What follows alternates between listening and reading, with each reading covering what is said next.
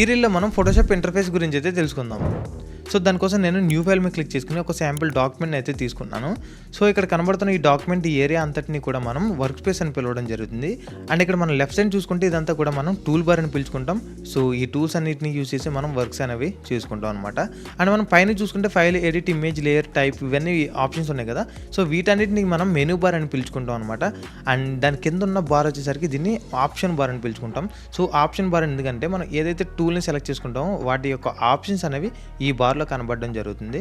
And దాని తర్వాత మనకి నెక్స్ట్ వచ్చేసరికి డాక్యుమెంట్ ప్యానల్ అని పిలుచుకుంటాం. సో మనం ఎన్నైతే డాక్యుమెంట్స్ ఓపెన్ చేస్తామో అవన్నీ కూడా ఈ బార్లో కనబడడం జరుగుతుంది. అండ్ రైట్ సైడ్ చూసుకుంటే మనకి ఇక్కడ కలర్స్, స్వాచెస్, గ్రేడియన్స్ అని కొన్ని ప్యానల్స్ అయితే కనబడుతున్నాయి కదా.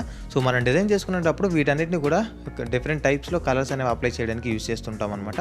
అండ్ నెక్స్ట్ వచ్చేసరికి ప్రాపర్టీస్, అడ్జస్ట్మెంట్, లైబ్రరీ ఇలాంటి ప్యానల్స్ గురించి మనం ఇంకా ముందు అయితే తెలుసుకుందాం.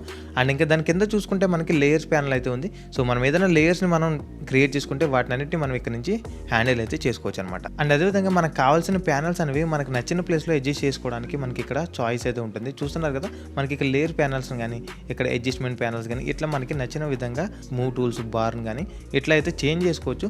ఇఫ్ ఇన్ కేస్ మీకు ఇలా చేంజ్ చేసుకున్న తర్వాత మళ్ళీ యాజ్ ఇట్ ఈస్ డిఫాల్ట్గా మీకు బ్యాక్ రావాలనుకుంటే విండోస్ మీద క్లిక్ చేసుకోండి, వర్క్ స్పేస్, అండ్ ఇక్కడ రీసెట్ ఎసెన్షియల్స్ మీద క్లిక్ చేసుకుంటే మీకు యాజ్ ఇట్ ఈస్ స్టార్టింగ్లో ఎలా ఉందో అలా మీకు ఈ ఫోటోషాప్ అయితే వచ్చేస్తుంది.